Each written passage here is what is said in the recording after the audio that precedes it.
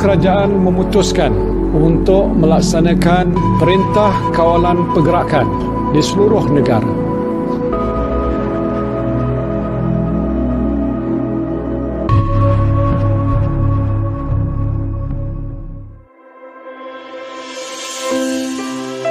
At difficult times like this, everything comes into perspective. What seems to be ordinary becomes important. We can clearly see the importance of our roles in helping society.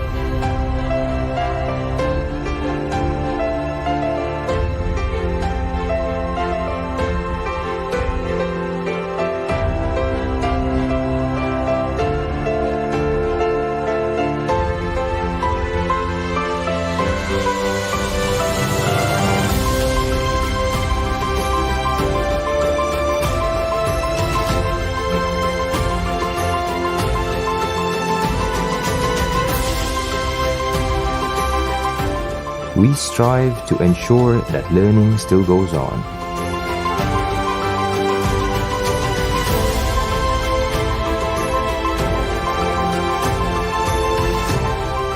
Frontliners are protected, and we offer the nation any form of assistance to fight the pandemic.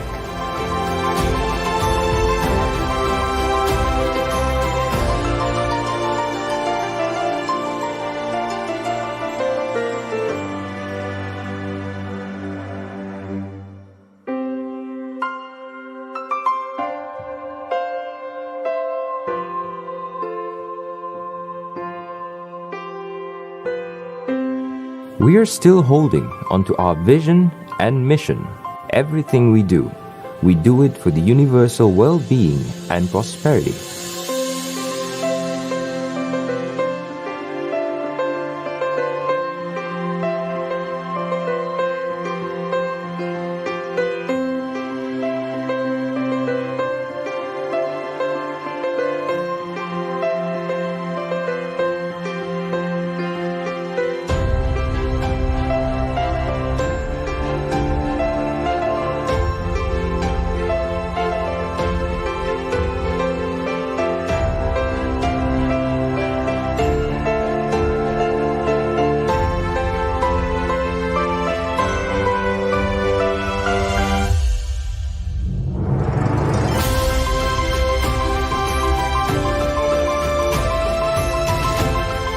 We continue to strive to make a difference.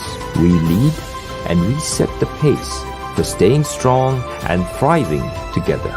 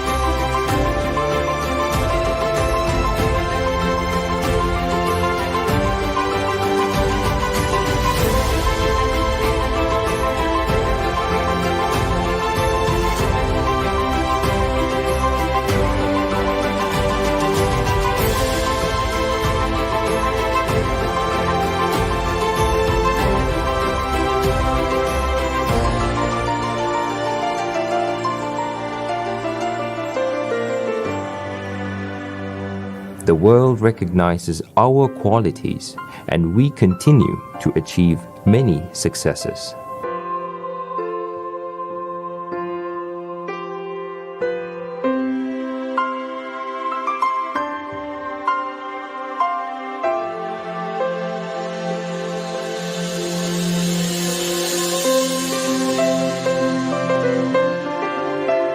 Despite all the challenges, we survived and thrived. From the bottom of our hearts, thank you. Thank you. Thank you. Thank you.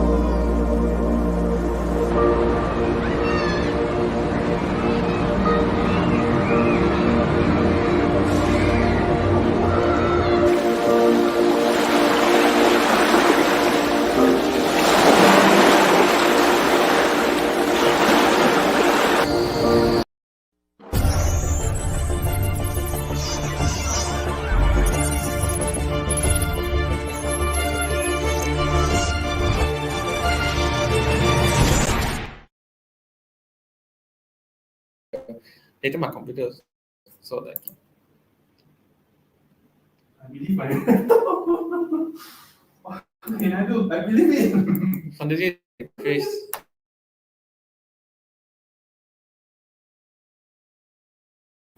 You leave the website already. Okay, right. I don't have to be at the WebEx, right?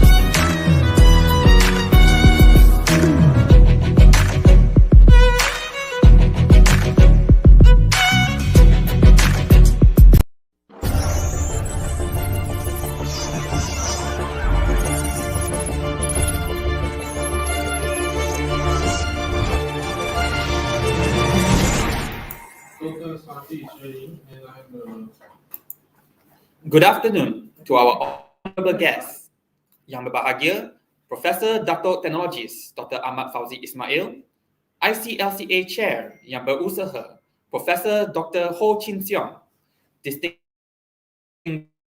plenary speakers Yang Berbahagia, Dato Seri Maimunah Muhammad Sharif, Dr. Junichi Fujino, Professor Li Yue and Professor Yiri Jaromil Klemesh. Ladies and gentlemen, welcome to the 7th International Conference on Low Carbon Asia and Beyond, ICLCA 2021. My name is Wai Shin, and I will be your MC for the opening ceremony of ICLCA 2021. ICLCA had always been a unique conference in a way that it does not only bring together academicians for a scholarly discussion, but it is a platform that bridges multi-stakeholders from academia, government, and industry to share their expertise, knowledge, and experience in order to catalyze the transformation of low-carbon society.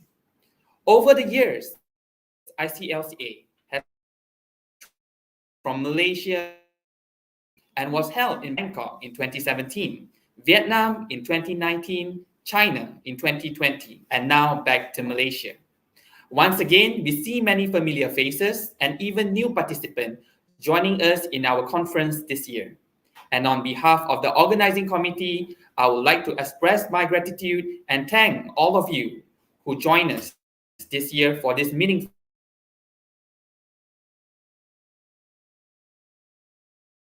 conference. That we will be having a photo session using Webex virtual platform at the end of the opening ceremony. A reminder to all our participants who are now watching this live from Facebook or YouTube, please find the link to Webex in the comment section below. Right, without further ado, I would like to invite the chair of ICLCA 2021,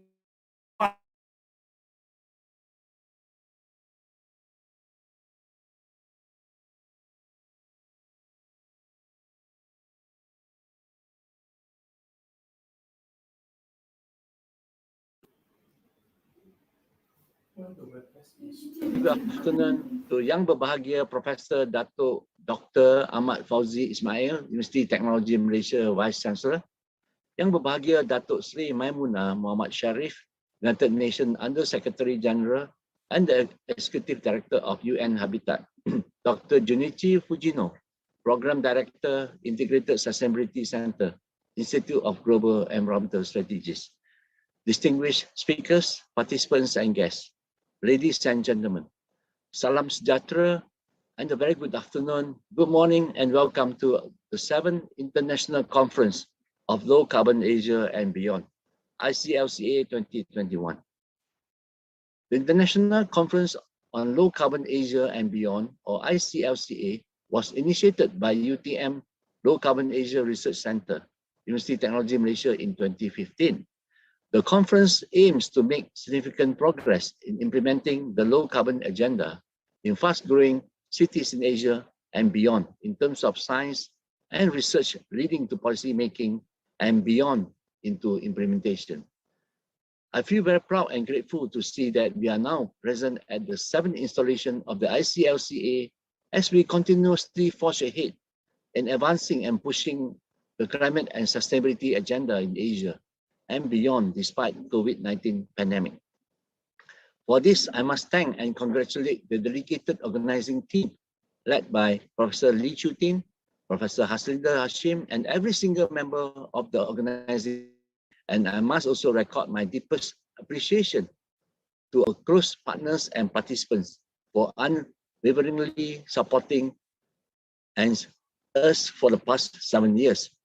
Last year, the 6th ICLCA was held virtually in Shanghai, and before that, the series of pre-pandemic conferences were run physically in Ho Chi Minh City, Kuala Lumpur, Bangkok, and twice in Johor Bahru. Over the years, the conference series has become an important regional and international platform of low-carbon society, knowledge sharing and dissemination, research networking and collaboration, and institutional and public-private partnership, and importantly, making good friendship. This year, the conference is ever more meaningful to me as UTM is hosting it again. And importantly, as the whole world without choice need to positively respond to the imperative of achieving carbon neutrality by 2050. This is made clear in the Intergovernmental Panel of Climate Change, or IPCC 6th Assessment Report. And the Malaysian government has swiftly responded with a pledge to become a carbon neutral nation by 2050 in the recently launched 12 Malaysian Plan. I'm happy to think that our conference title is sufficiently robust to embrace carbon neutrality through the word beyond, which needs to be interpreted not only beyond Asia, but also beyond low carbon and into carbon neutrality. Indeed, achieving a low carbon society is the key to smooth transition into carbon neutral society. And the LCS to CNS pathway is particularly important to cities in developing countries in Asia and beyond. Ladies and gentlemen, as reflected by this year's theme, Circular Economy Towards Sustainable Development, the ICLCA platform is not only committed to the mitigation of greenhouse gas emission towards carbon neutrality by mid-century, but more importantly, the current theme aligns the climate goal with SDG by focusing on circular economy as a way forward to integrate and synergize economic growth, climate action, and achievement of quality of modern life for all. The theme is therefore in line with the SDG, notably goals 6, 7, 8, 11, 12, and 13, which emphasizes clean water, decent economic growth, affordable energy, sustainable cities, responsible consumption and production, and climate action as reflected by the 6th thematic session of this conference. The importance and the timeliness of this conference are especially evidenced with more countries adopting policies on circular economy towards carbon neutrality and trading. ICLCA is proud to have continual action to address climate change agenda in Asia, which emphasizes green growth, research, and development. UTM Low Carbon Asia Research Center has actively collaborated with various government agencies and international counterparts. It has expanded its activities into concrete local action, mainstreaming low carbon policies into statutory development plan and promoting city-to-city collaboration. A successful demonstration of city-to-city collaboration is the ongoing Tokyo to Kuala Lumpur Low Carbon System, or in short, T2KL LCS project, involving 2 Asian cities collaborating to work together, becoming net zero or net carbon city by 2050.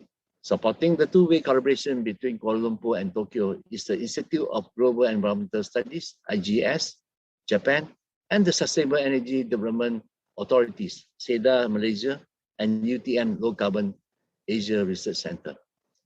Another impactful ongoing project is the preparation of Kuala Lumpur Carbon Neutral 2050 Pathway and Wangsa Maju Carbon Neutral Growth Center 2050 Action Plan, in which we seek to help Kuala Lumpur accelerate its transition from low carbon society by 2030 to being a carbon neutral ready by 2040 and carbon neutral society by 2050, putting Kuala Lumpur in climate leadership position to inspire and lead cities in Malaysia, Asia, and beyond towards carbon neutrality by mid-century. We are looking forward to continuously sharing our knowledge and experiences with you, and importantly, learning from you in this 2-day virtual conference. Ladies and gentlemen, I'm so pleased to learn that this event has accepted over 120 papers supported by 4 world-renowned policymakers and scholars as preliminary speakers. I hope that the discussion and the network built in this conference will benefit all conference participants and outcome will positively affect Asia region and beyond. I want to convey my highest appreciation to all participants, partners, and organizing committee. And I wish you all an enjoyable and successful ICLCA 2021. Thank you very much. Thank you very much, Professor Dr. Ho Chin Siong, for that marvelous welcoming speech. For the opening speech, I would like to welcome the Vice Chancellor of University Technology Malaysia, Professor Datuk Technologist Dr. Ahmad Fauzi Ismail. Welcome, and the floor is yours.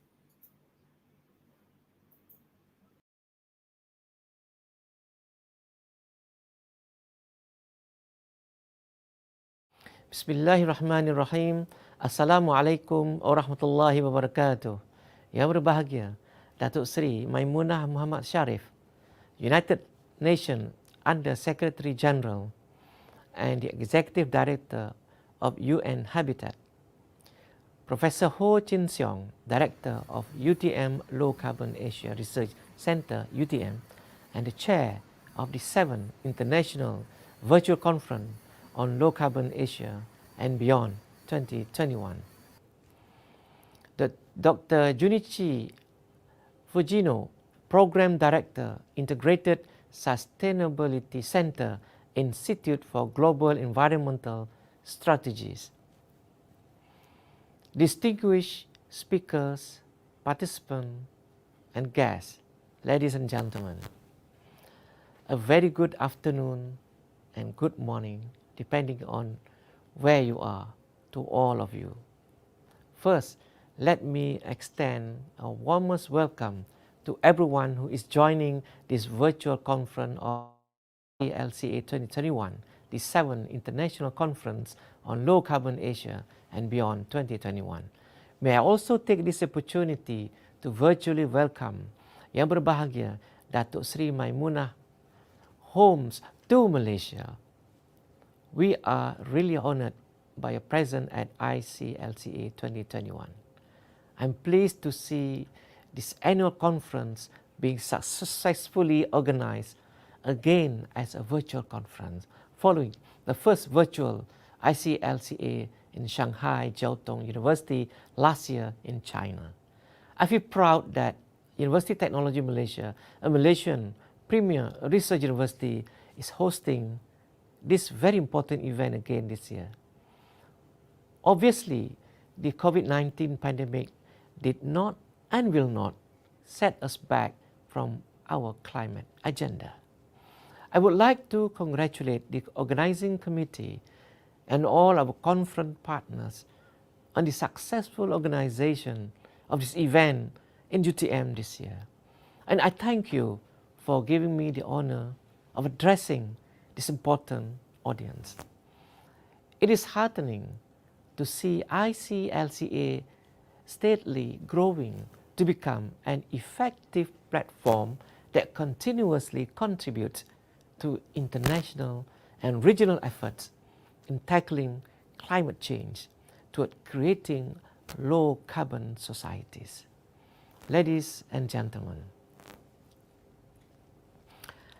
while the whole world attention momentarily and urgently shifted to combating the COVID-19 pandemic, tackling the impact of climate change and mitigating climate change itself continue to be the most pressing issue facing the humankind.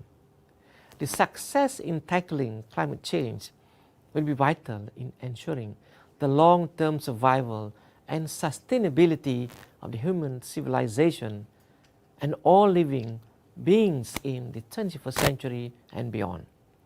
The theme of ICLCA 2021, Circular Economy to Sustainable Development, is therefore timely, as the world is facing increasing climate challenges coupled with unprecedented economic downturn and social issues due to natural disasters as well as disease outbreaks.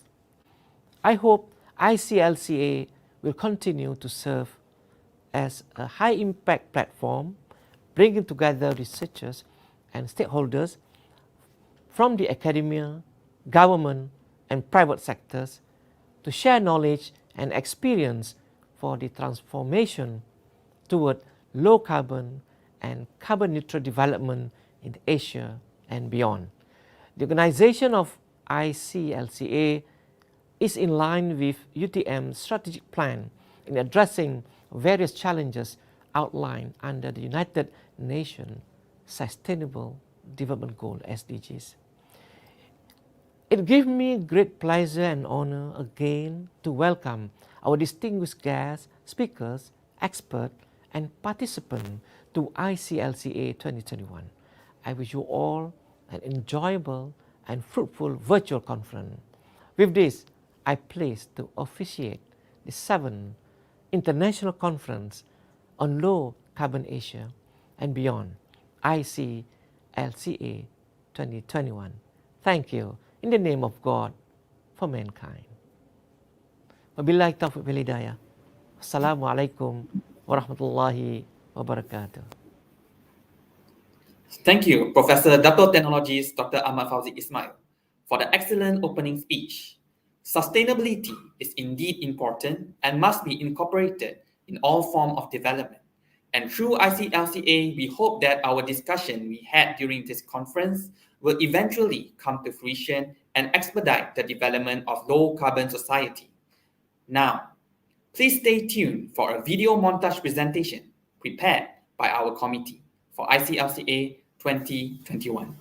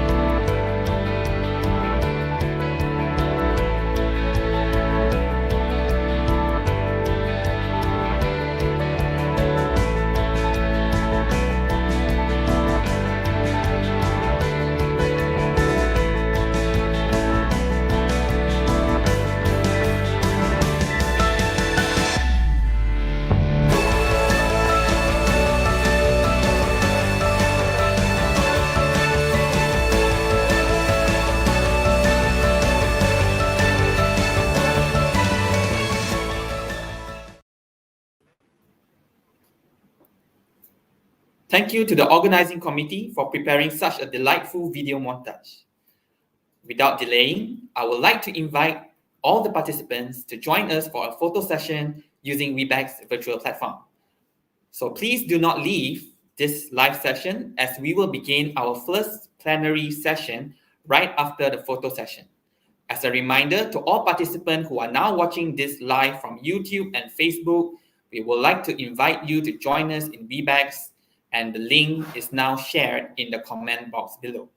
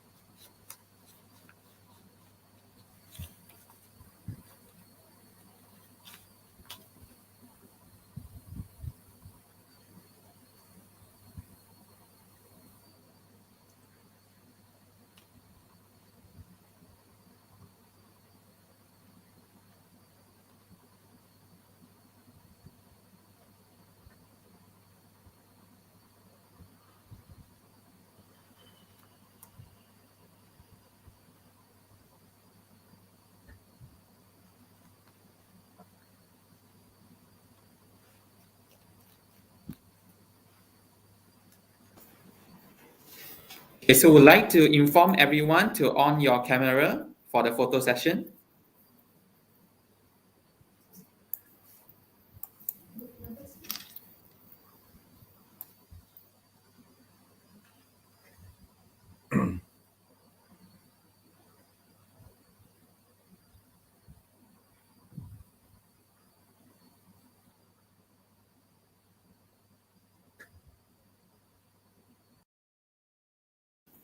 Okay, thank you very much. So we have taken the photo, and to notify everyone that the photo that we had just taken will be made available on our website, ICLCA'21.com.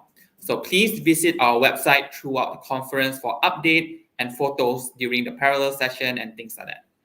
In addition to that, participants can also log in to the comment system to gain access to the video presentation by the participants. So please log in to comment system and download the videos, and do not forget to interact with our presenters by asking them questions through the comment system. As you can see from the screen, this is a demonstration of navigating the comment system.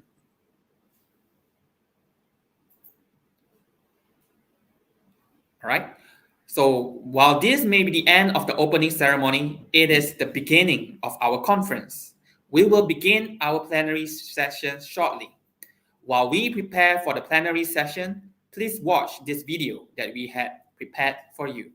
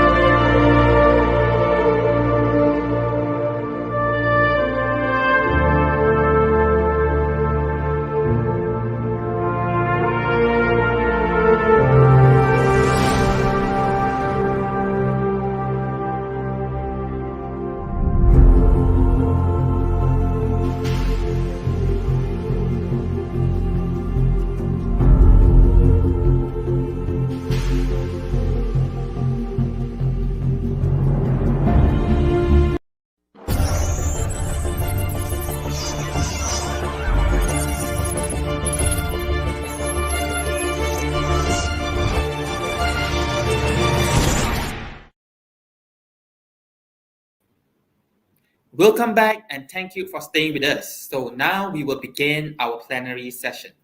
For the first plenary session entitled Cities and Circularity Towards Global Carbon Neutrality and Sustainability will be delivered by our honorable speaker, Datuk Seri Maimuna Muhammad Sharif.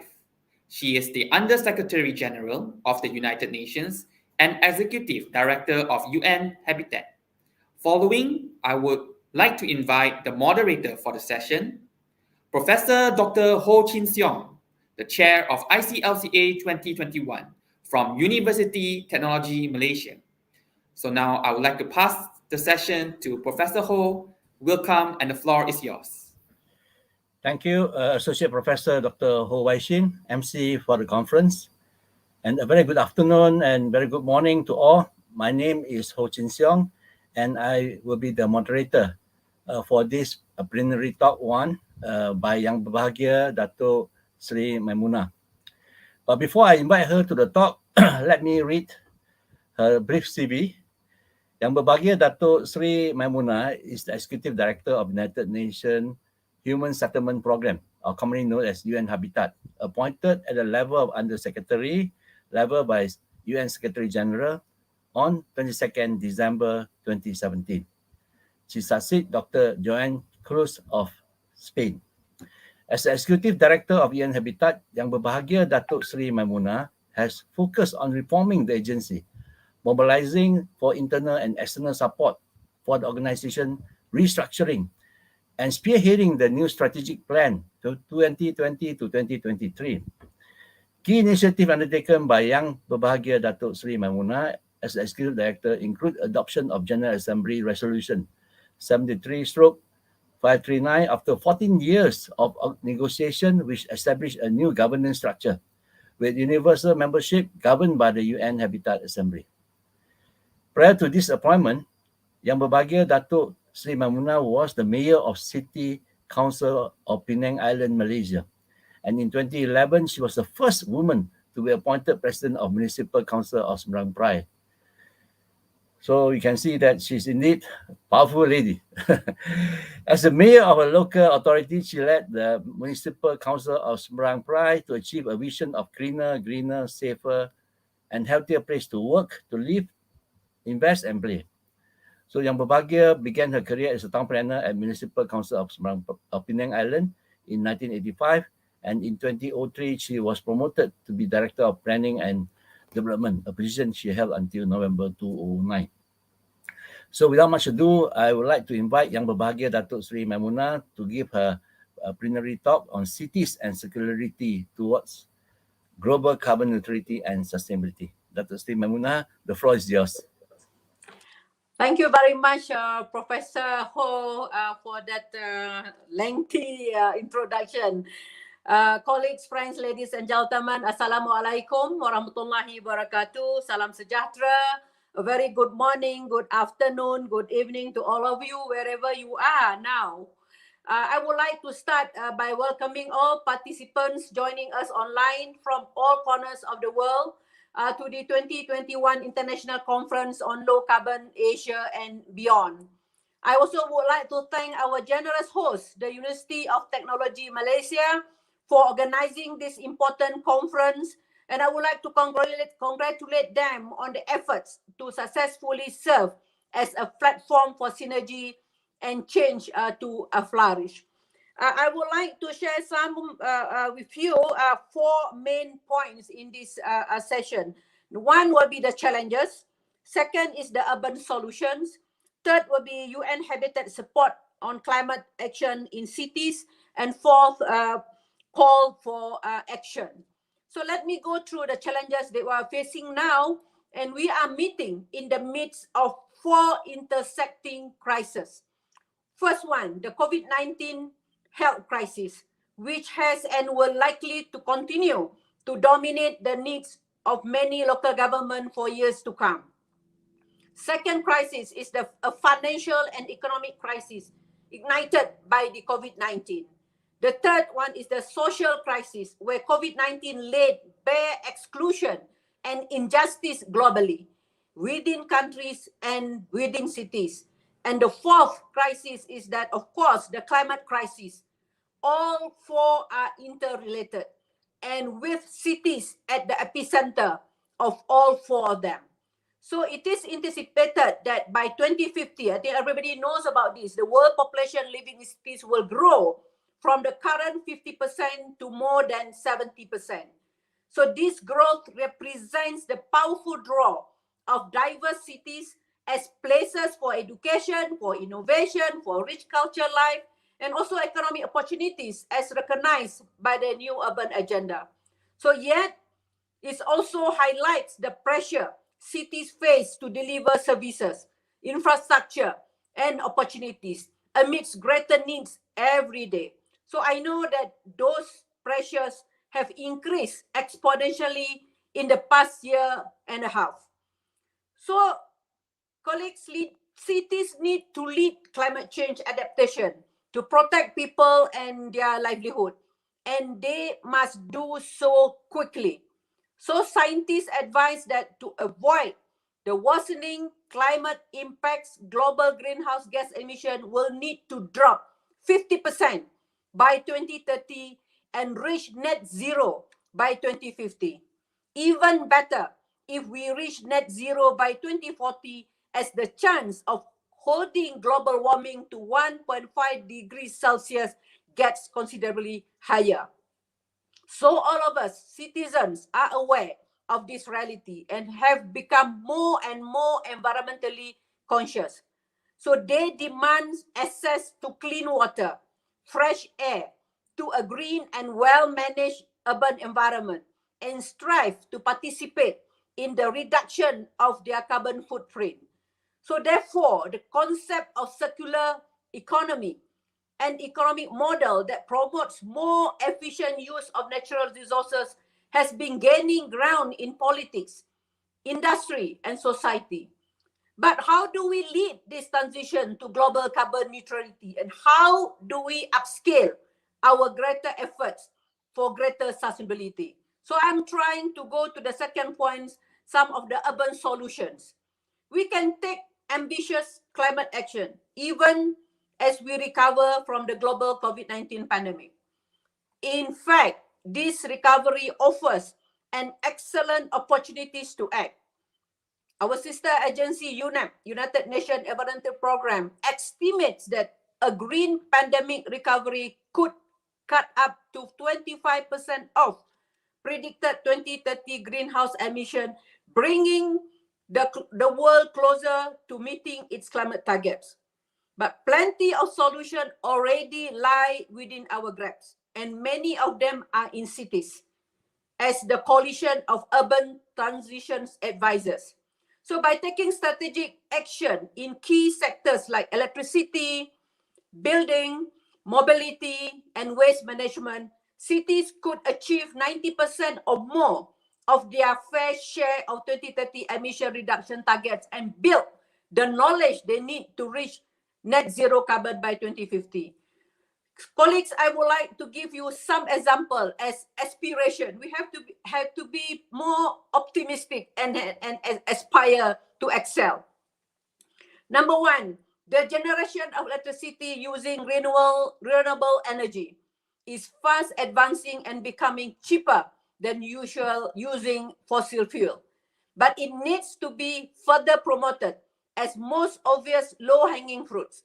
So in many countries, local governments support smart grid system that set decentralized access to energy and utilize digital technologies to manage resources efficiently.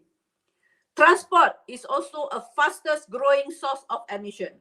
We need to transform the mobility landscape by improving energy efficiency, facilitating shift to active and shared transport modes, and improving the convenience and reliability of public transport and non-motorized transport.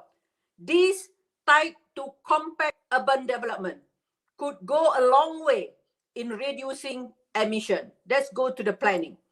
The third example, sustainable shift in the policy framework and technical innovations for the building and construction sector are critical as well.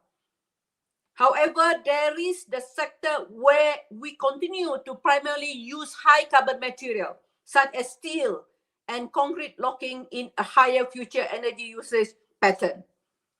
The fourth example, we've effectively managed waste can contribute to a clean environment, reduce greenhouse gas emission, and create new livelihood opportunities that string prosperity through a circular economy approach. Sustainable collection, recovery, and recycling is key to creating economic opportunities while simultaneously reducing the negative impacts of waste. So according to the report prepared by the Ellen MacArthur Foundation, cyclical production can bring the global economy to USD 1 trillion annually, saving 500 million USD in material and avoiding 100 million tons of waste. But let us not forget that innovation needs to happen at a systemic level. Tinkering with old technologies is not going to get us on path to net zero quickly enough.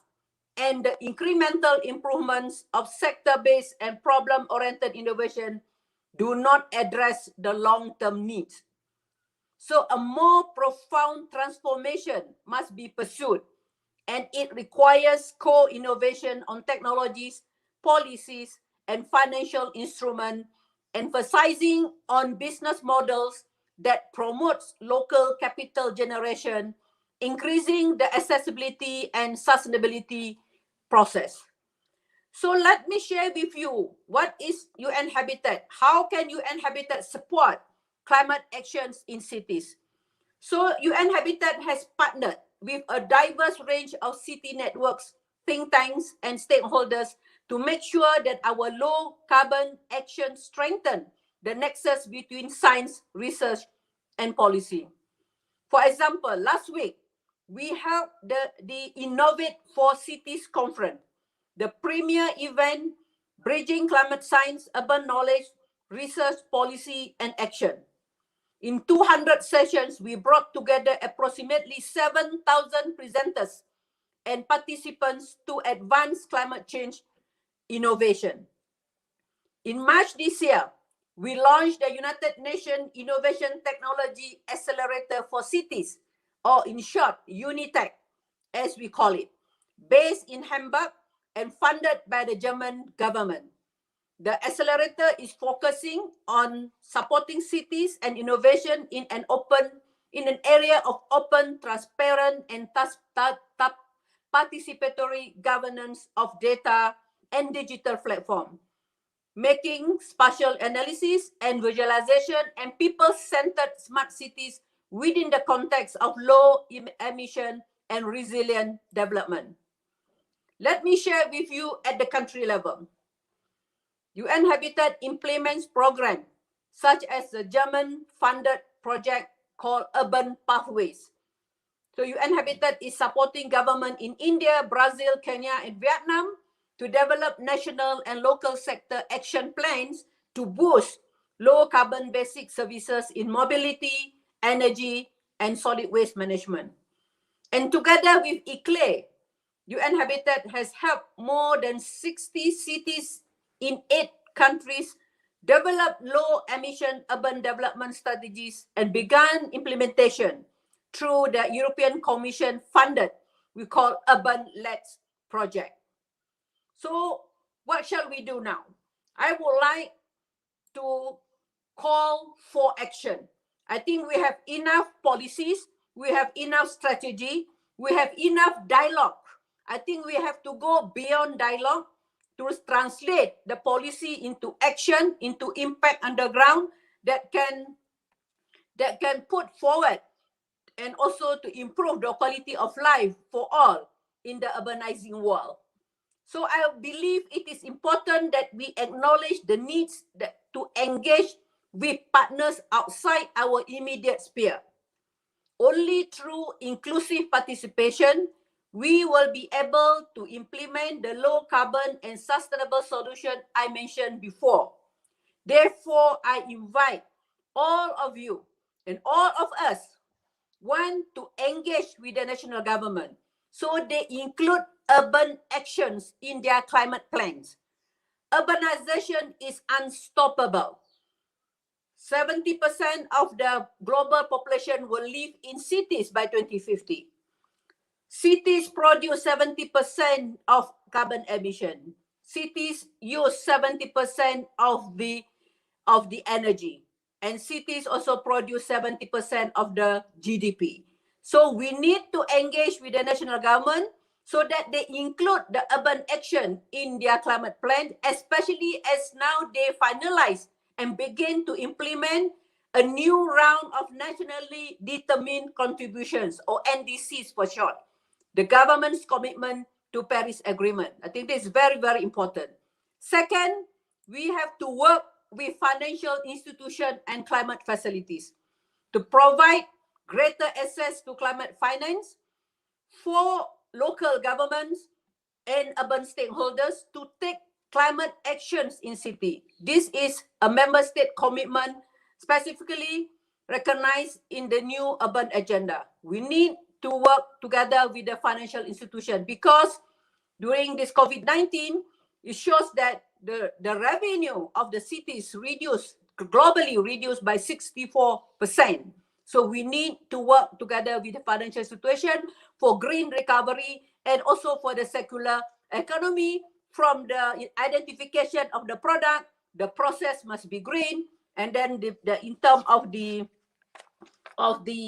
products must be green, and also the marketing strategy, and come back to the raw material, nature-based solutions, and also the local resources. I think this is very, very important for us to have an integrated, holistic planning, whether it's physical planning on the land use, economic plannings, social plannings, and also the environmental planning.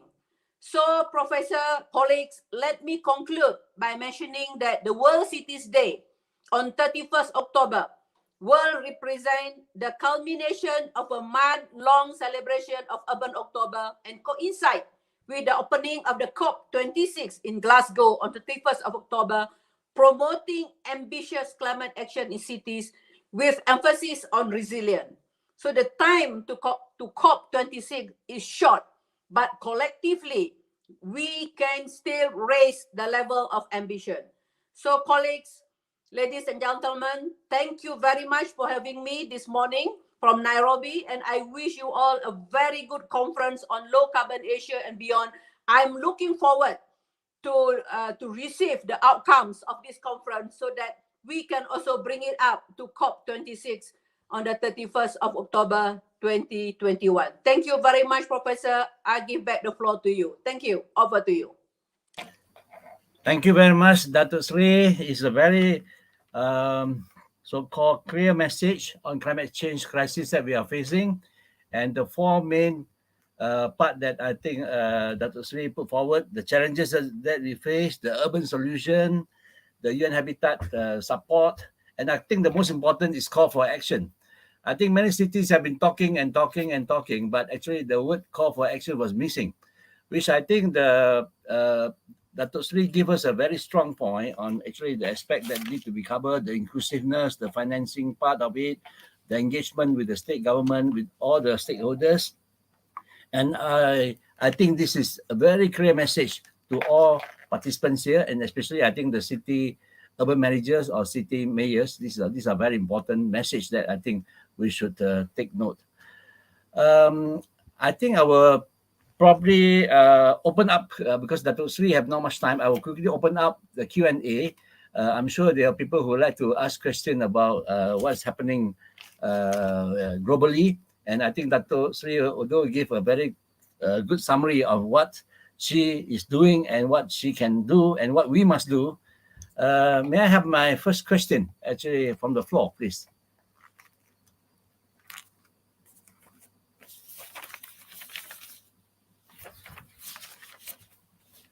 You may share a question through Facebook or YouTube or WebEx chatbot. Yes.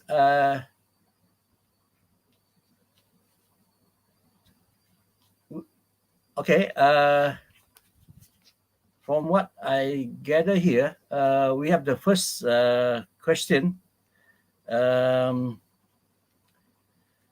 This is about the question is on, from the view of a town planner and a former mayor, plus your experience in highest position on UN Habitat, what advice would you give city mayors on adopting a circular urban economy to, what do you call that, to address this issue on climate change? Yes, Dato' Sri. That is the first question I got from the floor here. Yeah. Thank you very much, Professor, for that question. That is Okay. not an easy question to answer. Let me share my experience. I think that is, as a mayor, and people are very close to the people. I think most important thing is you have to know your city very well. How to know the city very well? You have to engage the public. Engage the public here is I mean is that the politician, the decision maker, and also the public, the private sector, and also the community leaders, and don't forget about the young people and the youth is very important, and even to the school children. So I think first advice that know your city. And also, when you know your city, you will know your limitation, your weaknesses, and also your opportunities, your strength, weaknesses and the strength. Then from that, the strength you would like to make it more stronger. Then you look for that answer for that strength. And the weaknesses, I think I from my experience is that there are two weaknesses in the cities or need to be strengthened. One is the software and one is the hardware. I think as a cities, what is the software? Is the knowledge, the capacity of the local government, the knowledge, the capacity, and then also the decision makers in terms of the making decision, the policy makers. What I mean by the hardware is the technology, and also the innovation and the understanding between the software and the hardware is very important. That's sometimes we have the technology, but we don't have the knowledge to maintain, to manage, to run the technology. So that the software and the hardware is very important. So from the global perspective is that we have many programs at the UN Habitat, not only at UN Habitat, also at the UN level, together with other global covenant of mayors, and then with the ICLG, with ICLA, with GEF. So I think that is what I would like to advise the mayors. Get more what you call it, this noisier at the international level. I mean, make yourself heard, your problem heard at the national level. Join the international organization. I used to say that is, when I was a mayor, I used to have this phrase: think local, know your local, act global. You look for the knowledge. Once you learn global, when you go out from your country, not only to go for site visit, but also learn global, you come back to your city and then act local. So learn local and then act global. After you already know, you get the knowledge at globally, then you come back and action. Because the most important thing is action.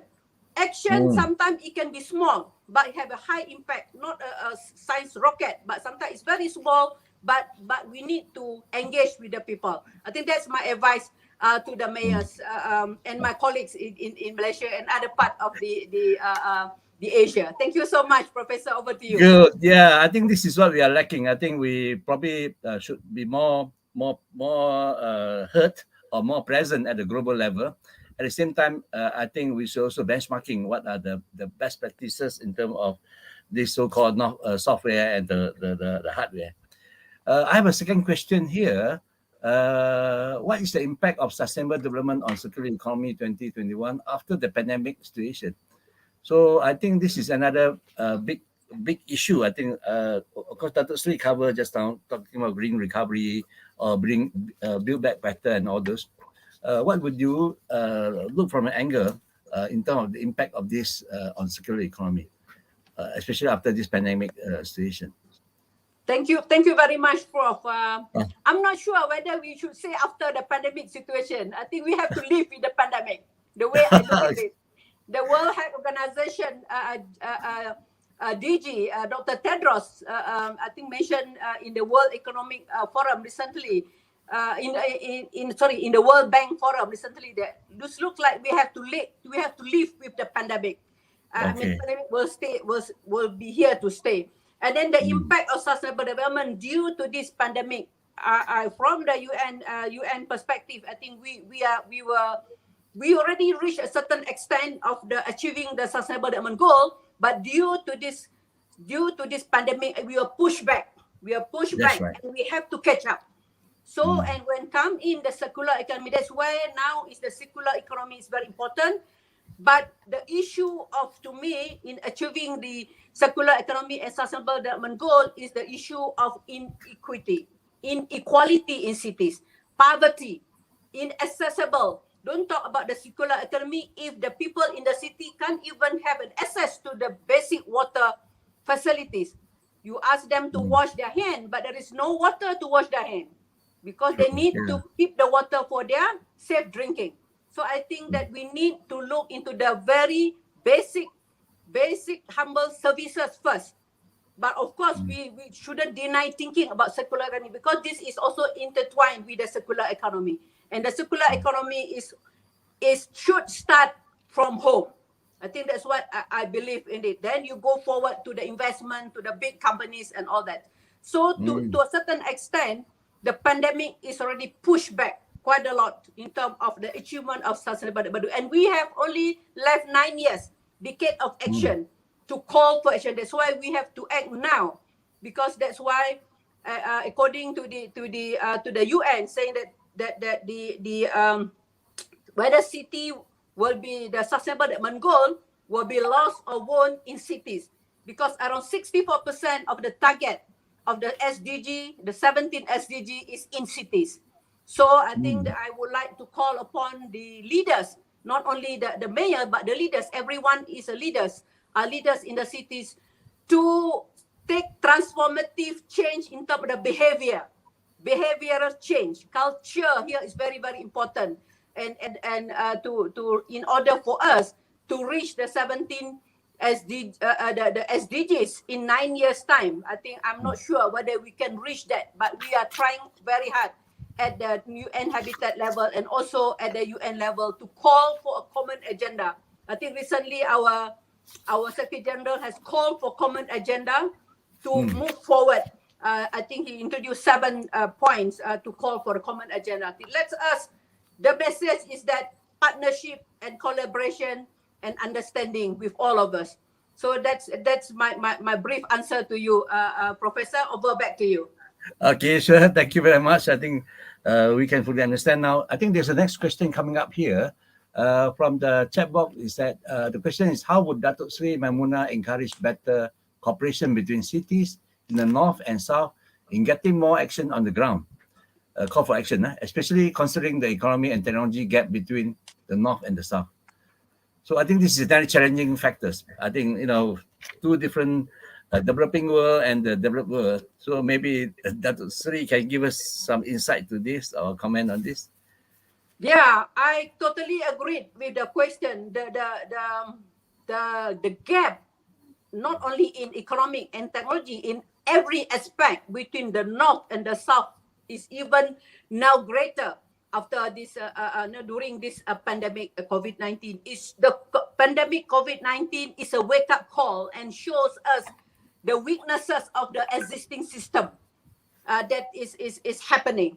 It's true that when you talk about the online, about technology, half of the world are still offline, and most of this offline in the south, especially in Africa, in Asia.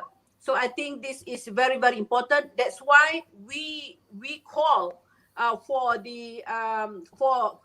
action. We will have a meeting in April 28th of April 2022 from the General Assembly to call upon all the member states to New York to discuss about the implementation of the new urban agenda and in achieving the SDG, and looking at the gap become greater and greater between the North and the South.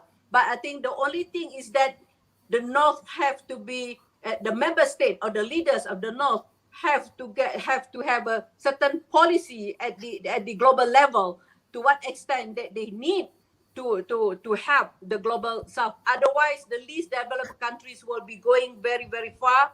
And this is been tackled in the common agenda launched recently by the Secretary General, looking for leaving no one and no place behind. But we have to walk our talk.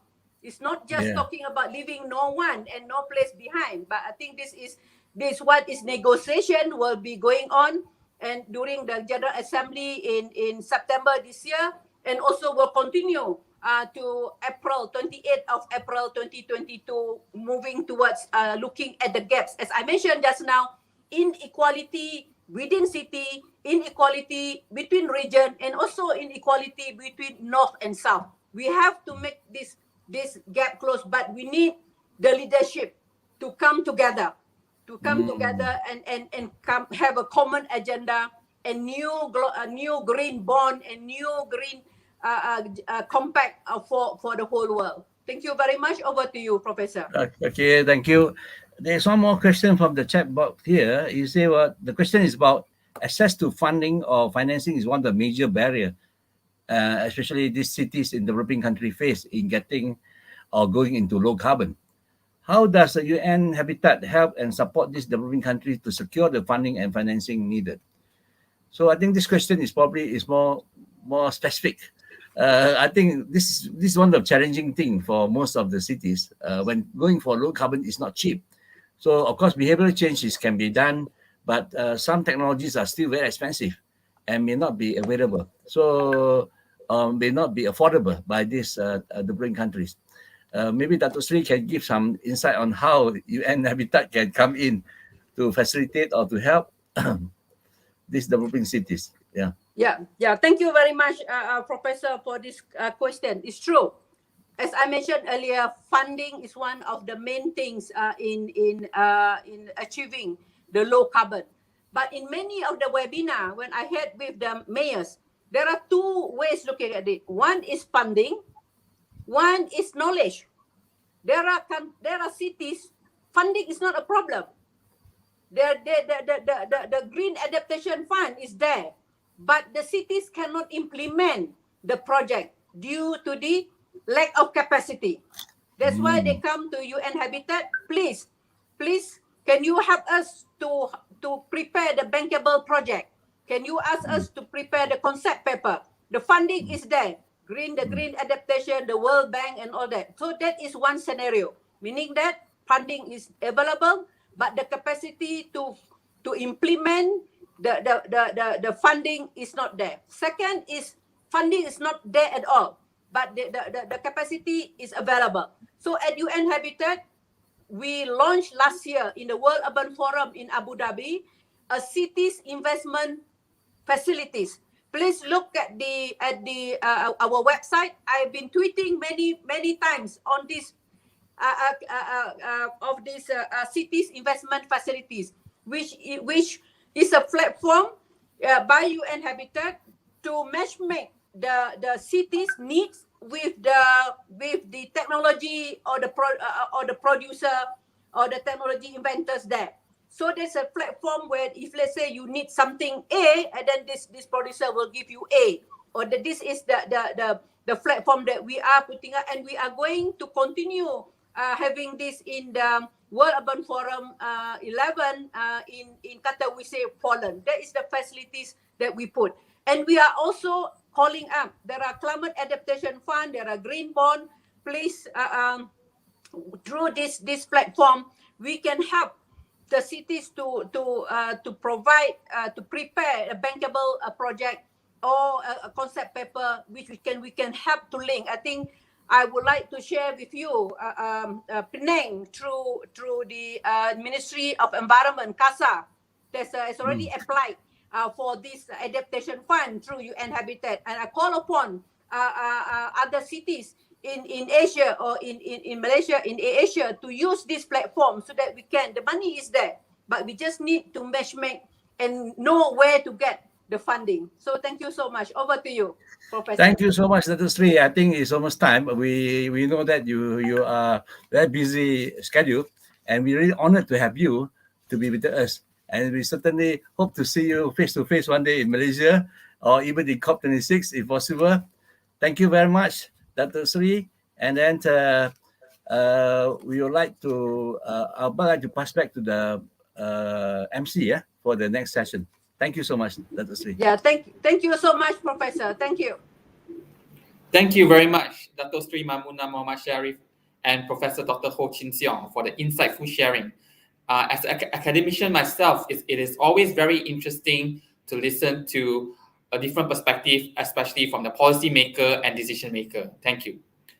As a reminder, for the second plenary session, we will begin in about a minute or two. So please take this opportunity to take a quick stretch, a short break, and see you back again. Thank you.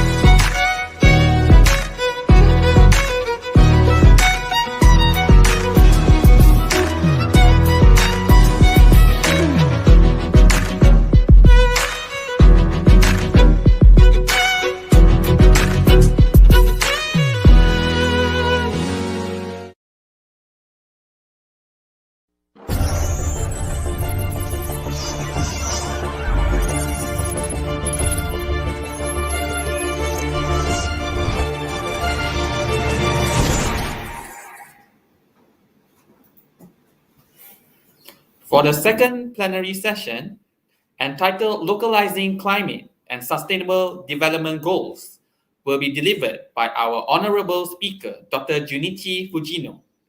He is from the Institute for Global Environment Strategies, Japan. Following, I would also like to invite our moderator, Professor IR Dr. Haslinda Hashim from University Technology Malaysia. Thank you. The floor is yours.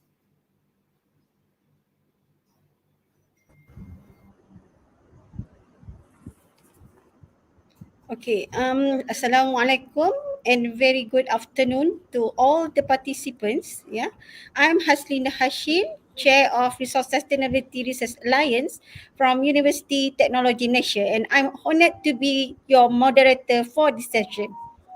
Okay, before we proceed with the second plenary speaker, let me share the bibliography of Dr. Junichi Fujino. Dr. Fujino joined IJAS as Principal Researcher and Senior Coordinator for Urban Task Force, IJAS, since April 2006 and fully moved to IJAS on April 2019. Before moving to IJAS, he served as Senior Researcher at NIST and one of the main members to develop the Asia-Pacific Integrated Model aimed to assess policy options for stabilizing the global climate. He was the lead author of IPCC Special Report on Renewable Energy Sources and Climate Change Mitigation, SRREM, since 2000. And he has contributed to policy process such as a member of the Joint Committee on Japanese INDC, Intended National Determined Contribution, under MOEJ and MITI, as well as an advisory committee member of Future City Initiative for Cabinet Office Japan. He also engaged in initiating village where has suffered severe damage by nuclear accident regarding the Great East Japan earthquake in Fukushima Planning Committee since August 2011. Okay. Without further ado, I would like to welcome Dr. Fujino for the plenary speech entitled Localizing Climate and Sustainable Development Goals. Please welcome. The floor is yours, Dr. Fujino.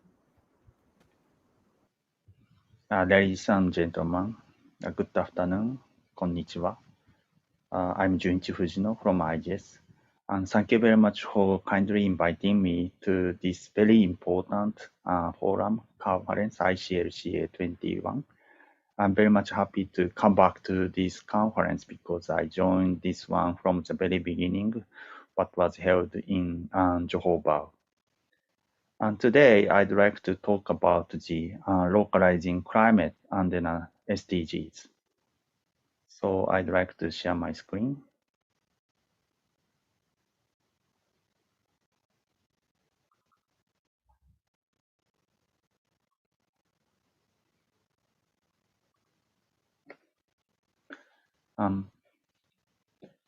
Now, we will have a COP26 around the next 10 days, and then one of the focus is that is how to develop the zero carbon cities. And some of you may know the Race to Zero campaign by UNFCCC, and then now the UK government asked to collective leadership by the cities and then many like stakeholders. And today I also would like to talk about the localizing SDGs later. About the COP26, due to the COVID-19, it was postponed 1 year, but we will have COP26 from the 31st October to 12th November, around 2 weeks in Glasgow, UK.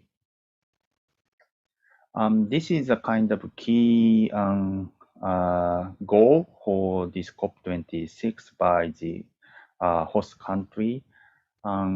So the number one is how to secure global net zero by mid-century and keep 1.5 degrees within reach. And then second, adapt to protect communities and the natural habitats. And then third, mobilize finance. And then fourth, work together to deliver. There are 2 weeks program for the presidency program. So like first 2 days, they will organize a World Leader Summit. So then we expect that many the head of delegation will join this session to get more ambitions and then more actions to achieve a 1.5 degree target. It means that it's zero carbon by around 2050. Following this World Leaders Summit, there are several sector issues, sector-wise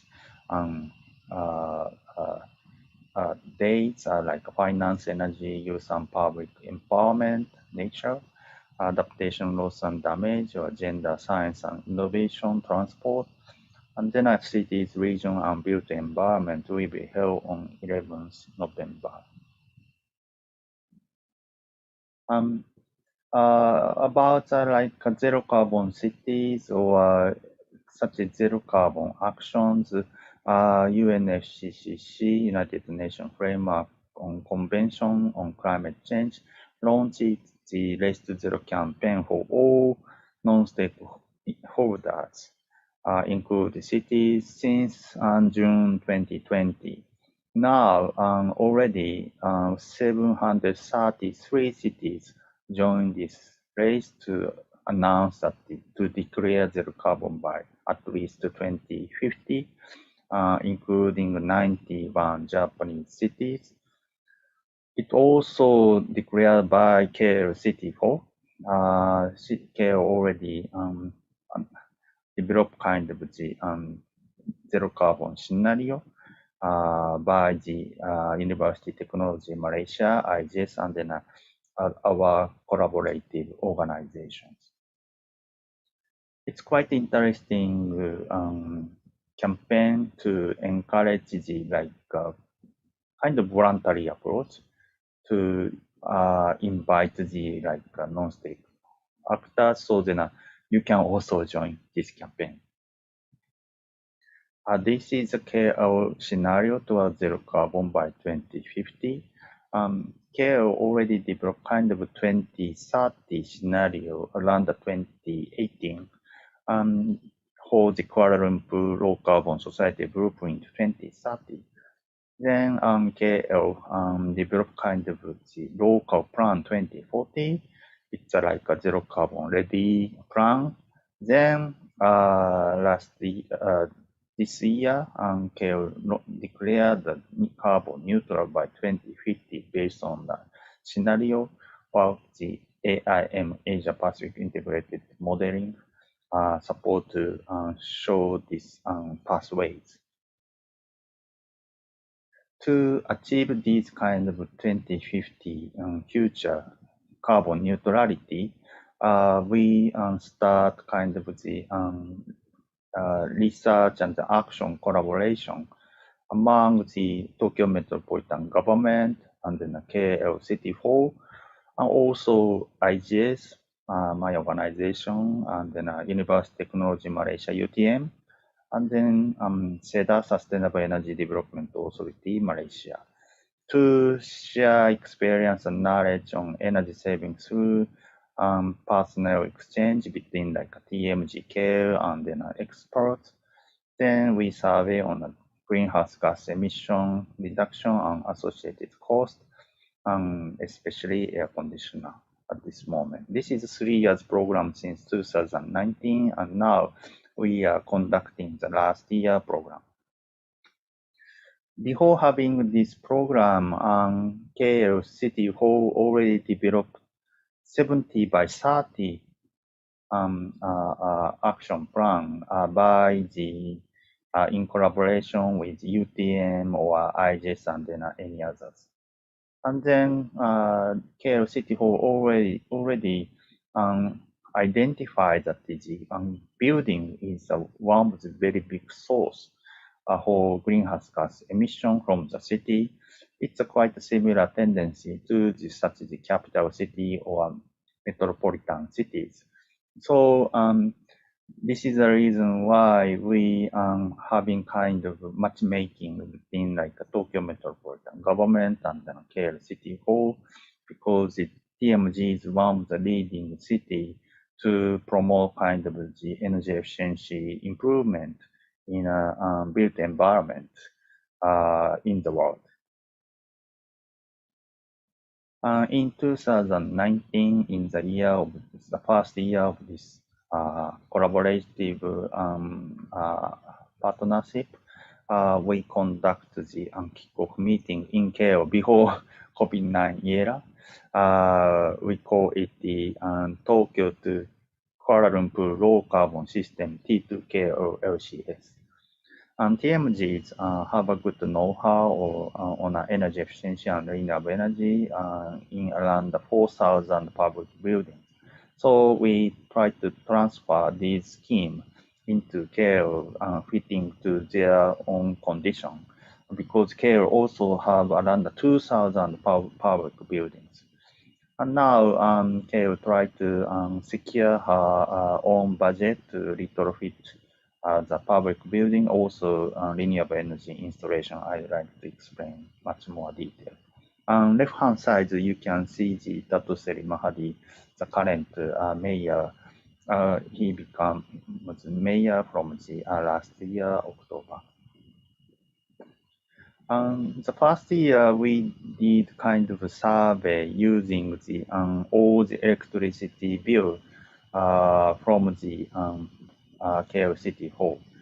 And then we found that the roughly 80% electricity used in around the 20% number of buildings. So 80 by 20.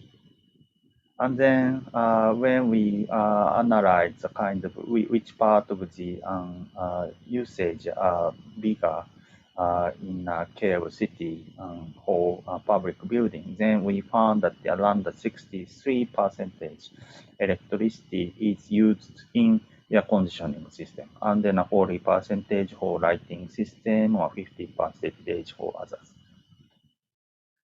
So we share kind of Tokyo Metropolitan Government's advice suggestion with the KL City Hall, what kind of the actions and countermeasures are available for the KL City public buildings.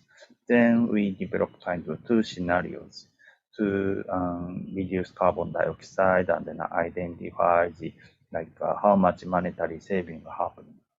Then we found that even though kind of zero or low cost solution can reduce 35% of the emissions with the 7 million Malaysian ringgit monetary saving per year. Then we identify which building could be used for this scheme. Then we take these kind of steps so far, identify the energy bill for all buildings, as I already explained, and then identify the energy guzzlers or building with large energy consumption, and create an overview of buildings' energy use, appliance, building energy index, building use, and then identify appliance with large energy consumption coming up for renewable, and then we roughly estimate the energy saving potential for those retrofits, and then create the procurement plan.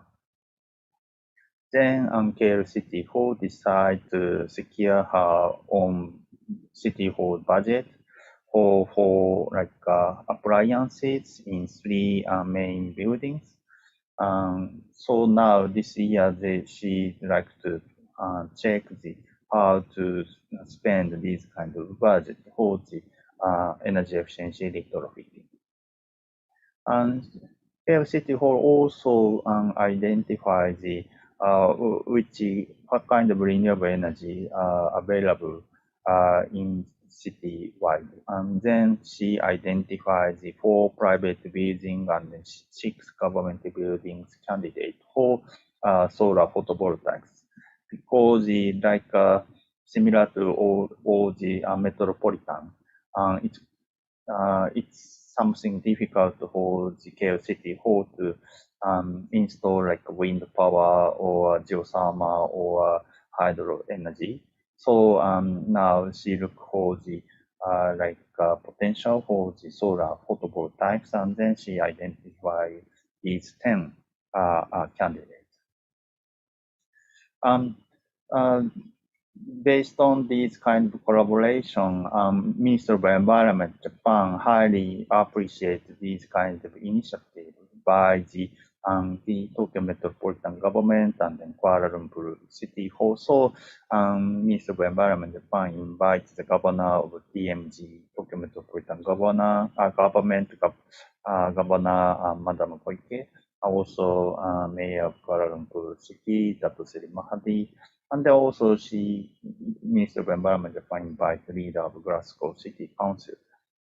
Hold the Zero Carbon City International Forum last March 2021. This is the first one.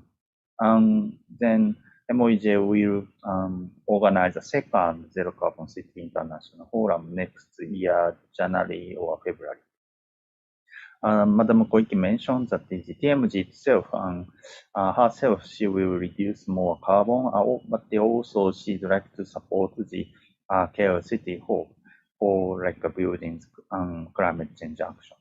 And then Dato Seri Mahadi declare carbon neutral by 2050 during this forum with technical support to the TMG.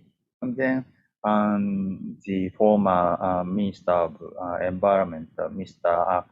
Koizumi, very much appreciate these kind of collaboration, and then he mentioned that this is the first decarbonization domino case from Japan to overseas, and then he would like to spread out these best practices inside, outside Japan. This is the latest the Tokyo Metropolitan Government policy to achieve 1.5 degree target, so zero emission Tokyo 1.5. She set the 6 sectors, energy sectors, and so on, and then she look for the now carbon half by 2030.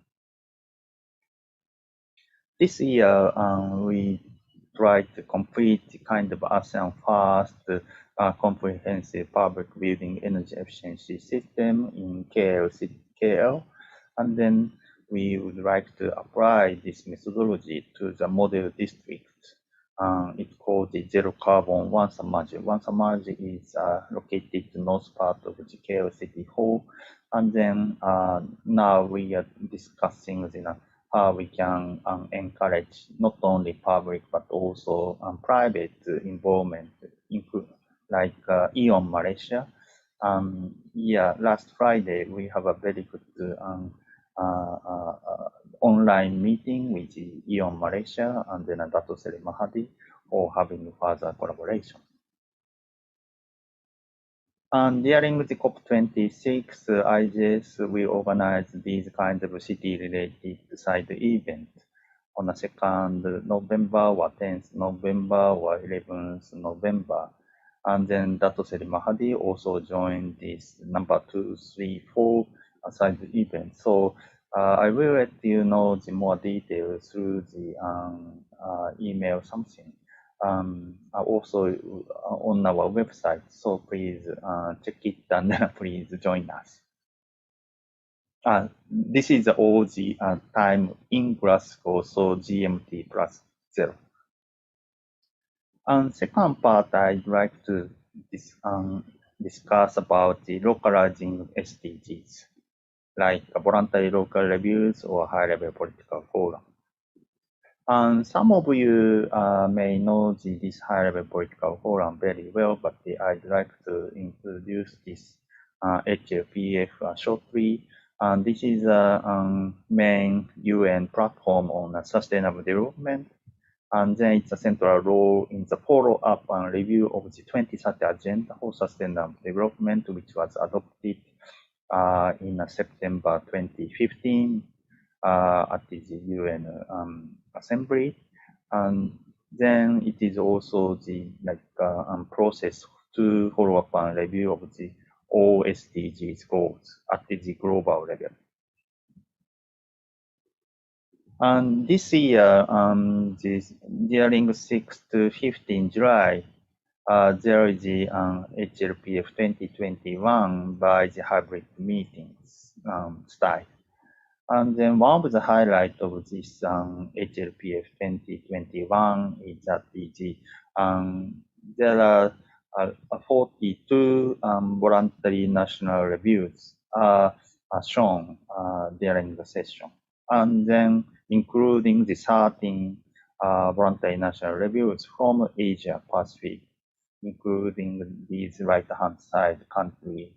Then Japan submitted the second time the voluntary national reviews. And then in this review, it includes the whole voluntary local reviews from the Kitakyushu City or Toyama City, Shimokawa Town, and then Hamamatsu City. During the HLPF 2021, there was the first official side event focusing on the VLRs. It's called the Going Local. And then a mayor of Kitakyushu City who submitted the first world VLR at the HLPF 2018 had an opportunity to make a presentation. This year, it is also quite a remarkable year for the voluntary local review because in this ministerial declaration, it firstly includes the word voluntary local review, and then it says that this is a useful tool to show progress and foster exchange in local implementation of the 2030 agenda and the sustainable development goals.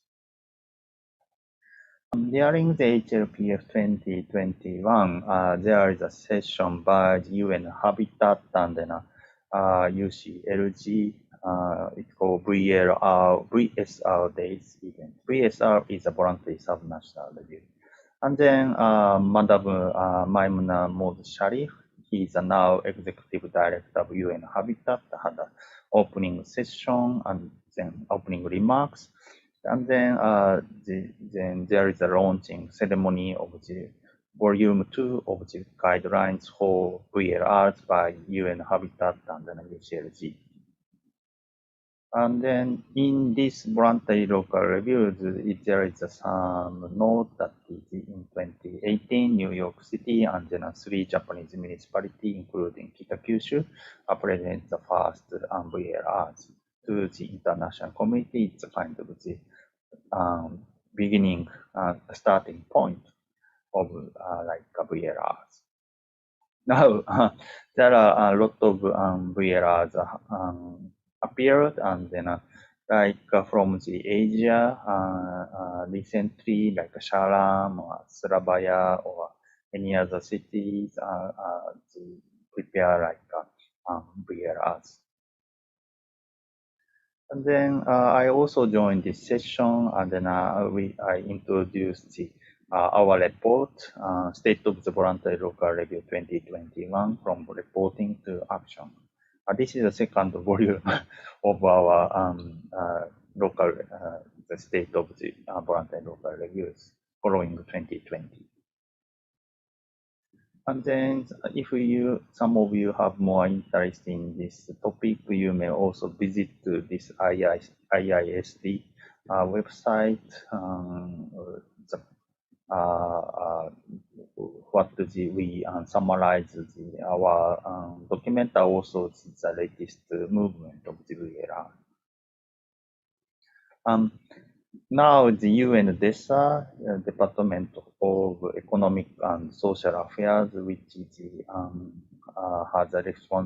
who has a responsibility of SDG itself, having the like global guiding elements for voluntary local reviews of SDG implementation. So if some of you have interest in a VLR, conduct VLR in your city or in your related city, please take a look.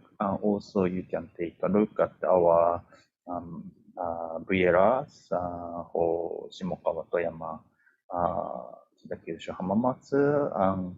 I just organized this VLR lab since 2019, and so you can also visit this website or also contact me. And then last question is that how we can combine this localizing climate and localizing SDGs. Then I'd like to introduce our new concept, the local circulating and ecological sphere. We call it local CES. Yeah, we have several topics even though we may call it city, but there are city, metropolitan city, and then also city, countryside city. So how we have a good collaboration among the metropolitan cities and the countryside city. Also, we need to take care about biodiversity or disaster risk reduction or circular economy, and of course the decarbonization. So this is like a trial to understand how we have a circular system in this area. Also, how we will have good contribution to the global level. So it's like a revitalization of the decentralized and connected societies. Last week, I just had a launching ceremony to having the new regional partnership among the several Asia Pacific organization for having the advancing the CES actions. So some of you, if you have interest, please contact us. So we start some journey from 2015. One is Paris Agreement, and then another one is 2030 Agenda. And then there are like NDC, National Return Contributions, and then also voluntary national reviews. Then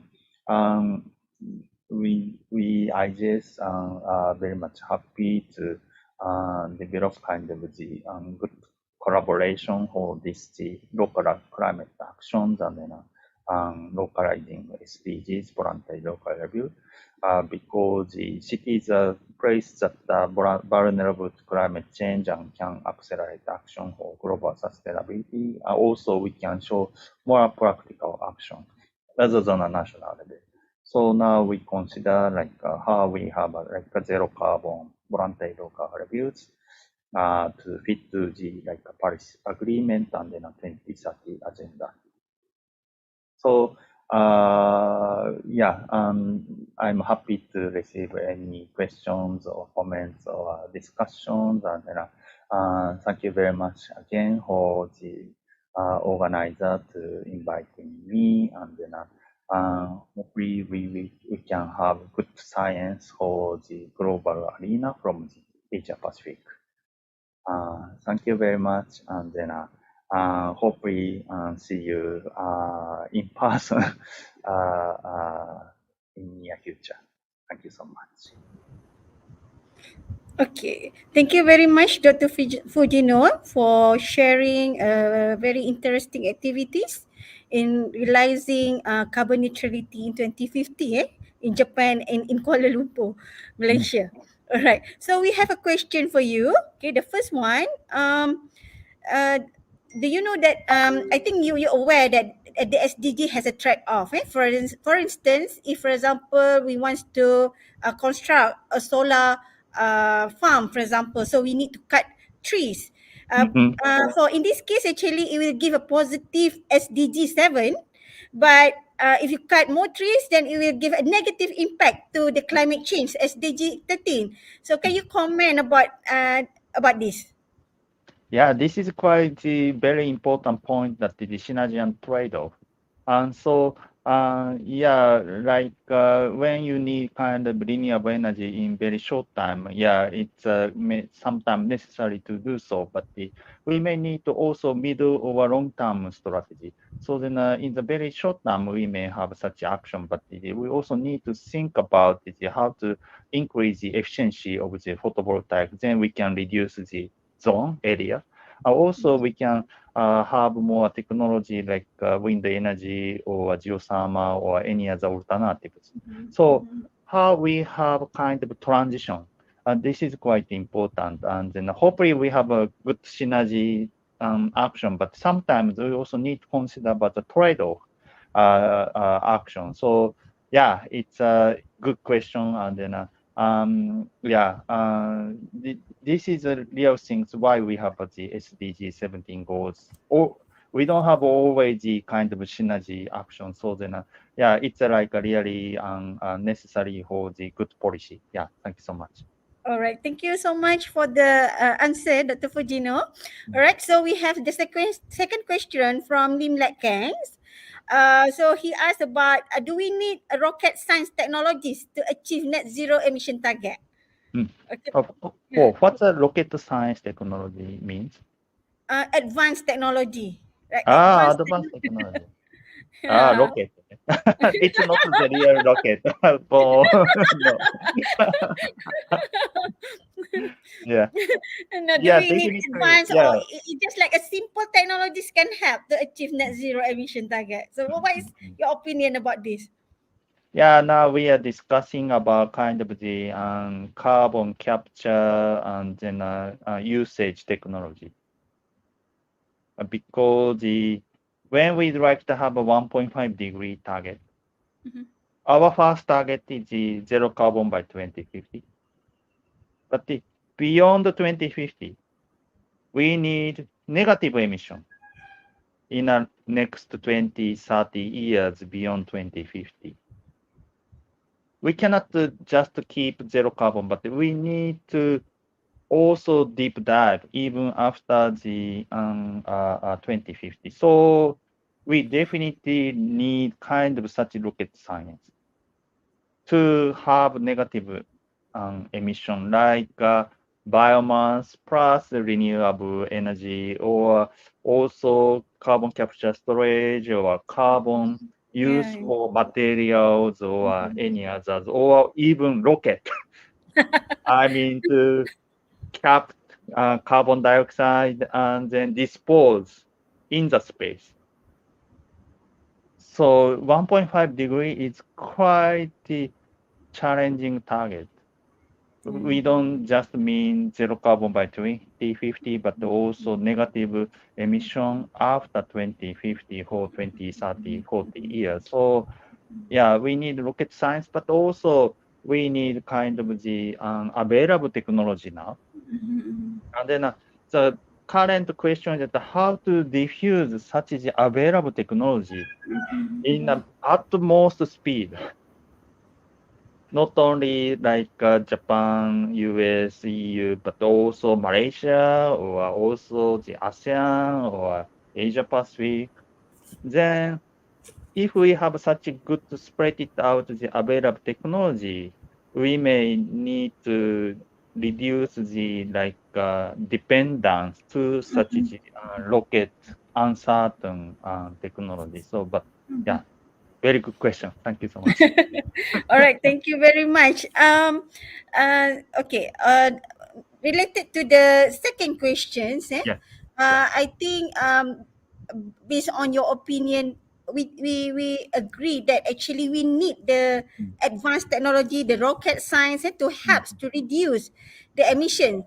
So in this case, how the developed countries could help the developing countries to achieve carbon neutrality in 2050, because you're aware that for the rocket science technology, it's very, very costly, and only the developed countries can afford to invest in this technology. So what is your opinion on this? Yeah, that's also quite important point for like a COP26. Next, it will start from next 10 days. And then, in even though in in 2050, some country may not achieve like carbon neutrality, but the developed country they must, having the zero carbon or negative carbon. Otherwise, in the global total emission cannot be the zero. And then, in at first, developed countries should, apply such as rocket science technology in their area first, and then for like a developing country, still there are more cheap or net zero cost technology, to adjust kind of the usage of the energy in a building, or also how to design the city itself. If you have a walkable city, you may not need to have car and energy for car or energy for the flight or something. Then you don't need the energy. So also urban planning or such the planning is also quite essential to have our 2040, 2050 future.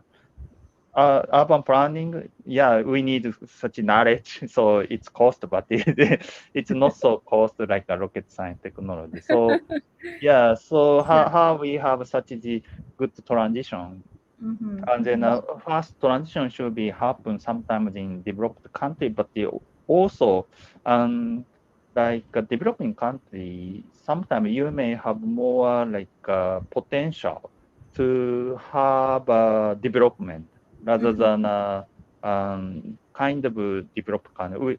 In Japan, we already having urban planning so many places. We don't have not so much space to have the green field. So we need kind of like co-design, co-creation, and then collaboration for this field. This I'm not quite sure Yeah. this is the answer to you, but Hasureda-san, thank you so much for So having very good question. so we need a combinations of the knowledge and technology. Yeah, Dr. That's Fujino. right. Yeah, So that's we right. have to have. Sometimes, some people only talk about technology, but if we do not adopt technology, it doesn't mean anything. And then sometimes, like a lifestyle or also the culture, Awareness. behavior, Mm-hmm. awareness. Yeah. It's kind of very key kind of the options to having the zero carbon or SDGs. Mhm. All right. Thank you very much, Fujino-san. Okay, so the next questions from the committee, I believe. So they ask about, in your opinion, do the same science for action will give the same SDG impact for developed and developing countries? So the same science for action will give the same SDG impact. What is your thought about this, Dr. Fujino? Yeah, since I think IJS is very is leading on the SDG study, so maybe you can share your experience on this matter. Yeah, please, Dr. What does it mean the SDG? What is the exact point that is you would like to So for ask? example, for the Yeah. same strategies, same mitigation measures will Uh-huh. give the same SDG impact for Uh-huh. developed and developing country. Uh-huh. Is it will give the same impact, or it will give Uh-huh. different SDG Yeah. impact? Yeah. Yeah. It's quite also interesting. It also depends on the conditions of the environment. If you have enough amount of the biomass, and then if you have the good synergy for the forest policy, then you will have the good synergy between SDG 7, also SDG 15, and then SDG 13 or SDG 12. But if, as you firstly pointed out, if you have a competition between like a land use and then a biomass, it's a negative impact. So, like a country like Austria or also Malaysia, you have a lot of forestry. If you have a good usage of the forest, or not only the like SDG 12, forestry, wooden material development, but also energy use or and then and the carbon capture, then it have good synergy. But if you have the competition between food production and then forest industry or the energy crops, it's like the kind of trade-off impact. So it totally depends on the current situation, also the future strategy. So yeah, SDG is quite interesting. So we have a 17 goal, but it has all quite different faces in the regions and then in the country. So we can learn each other, but we need to adapt the SDGs to the local condition. Yeah. So Very yeah, I agree with you, Fujino-san, because yeah. I think that is the spirit of localizing the SDG. So That's right. meaning, That's right. we learn from the developed countries and we Mhm. bring the technology to our countries, and we need to localize to get the most impactful results. Yeah. But but Dr. Haslenda, you are expert in biomass, and then yeah, sometimes developed country already forget or the how to say like a very good knowledge from the kind of traditional knowledge. I mean that the kind of traditional knowledge knows how to use the land in very well good manner to have the multi production of the agriculture. Sometimes we just focus on a single and then high productivity, but it just means that the single and the high productivity. If we have a multi product, medium size productivity, it means quite the resilient and then good amount of the productivity. So we need to learn each other. I mean that the developed country cannot do the always the have the good science. We need to think about the kind of the how we learn from the nature and then how we fit to the environment. And then sometimes developed country people forget about it. Okay. All right. Okay, Fujino-san. So I think this will be the last questions. Yeah. Oh yeah, please. Yeah. In your wide experiences in collaborating with many developing countries in tackling climate change, what will be the biggest barriers Ah. facing cities and communities in rapidly developing countries? What will Ah, be the major barriers in developing country. in tackling climate change? What Yeah, will be the biggest barriers? Yeah. yeah. Sometimes, yeah, in our country or even in Malaysia or in ASEAN country, some people may feel that the climate action is expensive. Yeah. But now, when we look at the IEA, International Energy Agency statistics, the last year's investment of the energy plants, the 80% investment go to renewable energy. And 20% plant only 20% for fossil fuel plants. So now the renewable energy more profitable rather than a fossil fuel plant. And then number one country is China. China is the most country to install the renewable energy. And second one is the United States.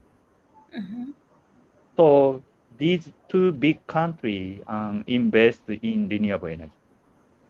So things are changing, but some people may have old ideas IO. I mean that is like a Windows 95 or Windows 3.1 or very old the IO. So the old people believe that the renewable is still expensive, but now renewable becomes cheaper.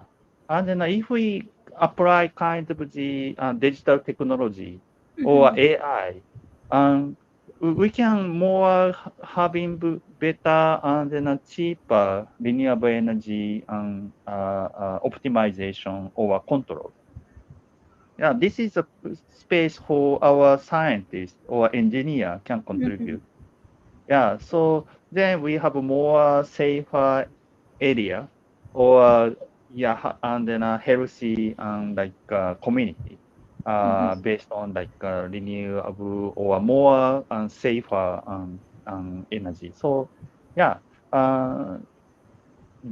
I think this is the kind of how to update our OS. You mean mentally prepared? We need to Yes, change mentally our prepare. Yes, change perceptions, our our yeah. perceptions towards. Yes, like to fit to the Windows 10 or like Apple iOS something latest one, how to update our IO. It is Our mind. also how we can prepare our such a system, social system, social technology system to the next generation. This is our challenge.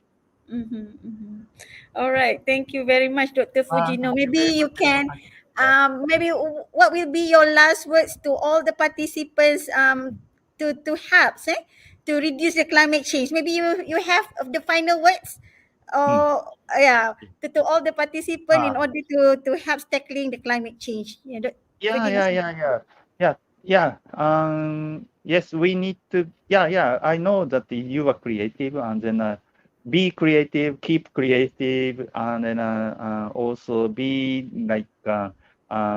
together with kind of community. Yeah, this is the whole climate, I think.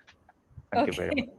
All right. Thank you very much, Fujino Science, for very insightful sharing today. Yeah. We hope that we can meet each other physically, maybe next Yeah, year, yes, and we I love can to go back discuss more to about this Malaysia and then interesting topic. ASEAN. Okay. Thank you very much, Thank you and very much. take care and stay safe. So Thank over you. to you, our MC. Thank you. Thank you, Dr. Hasarenda. Thank you very much, Dr. Junichi Fujino and Professor Hasinda Hashim, for the great session indeed. Thank you. With that, we will be concluding the live session for ICLCA 2021 today. But ICLCA is far from over. I would like to request all the participants to log in to the comment system and keep yourself active, participating in all the exciting parallel session of ICLCA. For tomorrow, the third and the fourth plenary session, award ceremony and closing ceremony will be held from 3 to 4:30 p.m. GMT plus 8. I repeat again, 3 to 4:30 p.m. GMT plus 8. Using the same Webex link, and also it will be made available live in ICLCA Facebook and YouTube. For the participant who is now in Webex, I would like to request that you stay on Webex platform for another 5 to 10 minutes after this section is complete. With that being said, I, Waishin, the MC of ICLCA 2021, thank you all and see you again tomorrow. Goodbye. Stay safe.